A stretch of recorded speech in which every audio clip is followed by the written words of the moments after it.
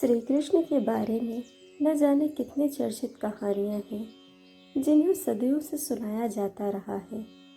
हिंदू धर्म के सभी देवताओं में श्री कृष्ण का स्थान सबसे नटखट लेकिन सदैव ज्ञान की बातें करने वाले भगवान के रूप में लिया जाता है।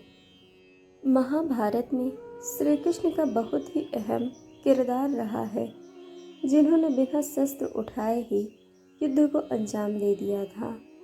महाभारत की कई कहानियाँ हैं जिनमें हर एक व्यक्ति और देव के अपने अलग अलग अनुमान हैं।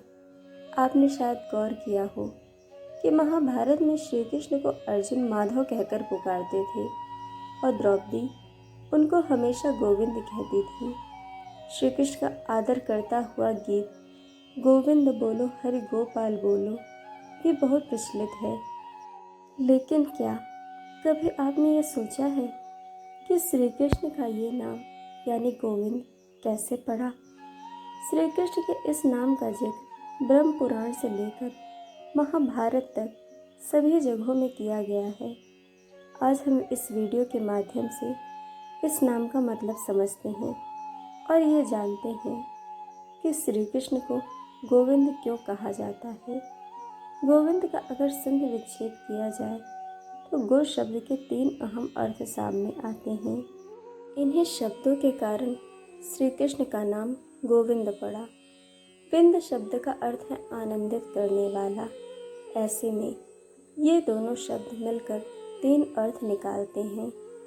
कृष्ण शुरुआत से ही गाय चराने जाते थे और ग्वाले कहलाते थे। श्री कृष्ण से जुड़ी कथाएं बताती हैं कि उनकी बांसुरी की आवाज़ सुनकर सभी ग्वाल बालक और मवेशी आनंदित हो उठते थे। यही कारण है कि इन्हें गोपाल या फिर गोविंद के नाम से भी जाना जाता है, क्योंकि श्री कृष्ण गाय और बछड़ों को अपार सुख देते थे। गो शब्द का दूसरा शाब्दिक अर्थ है इंद्रियों को आनंदित करने वाला। इसीलिए गोविंद नाम से भी श्री कृष्ण को पुकारा जाता है, क्योंकि पौराणिक कथाओं के अनुसार श्री कृष्ण की आवाज़, बांसुरी की मधुर तान और उनका ज्ञान सुनकर सभी मंत्रमुग्ध हो जाते थे। श्री कृष्ण की शरण में जो जाता था वो 24 घंटे अपनी इंद्रियों से सुख भोग सकता है। ये सारी बातें कहानियों में कही जाती हैं और इसीलिए श्री कृष्ण को गोविंद कहा जाता है।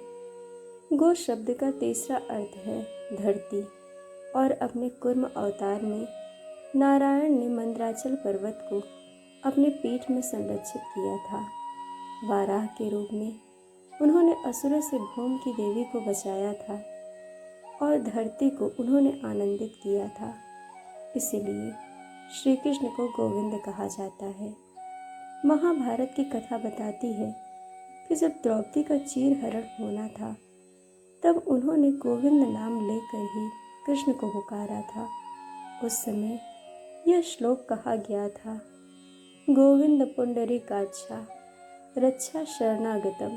श्री कृष्ण का नाम गोविंद इसीलिए इतना प्रसिद्ध है।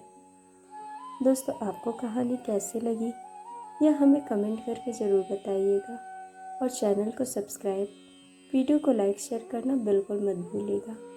वीडियो देखने के लिए आप सभी का बहुत बहुत धन्यवाद। जल्द मिलेंगे एक और नई कहानी के साथ।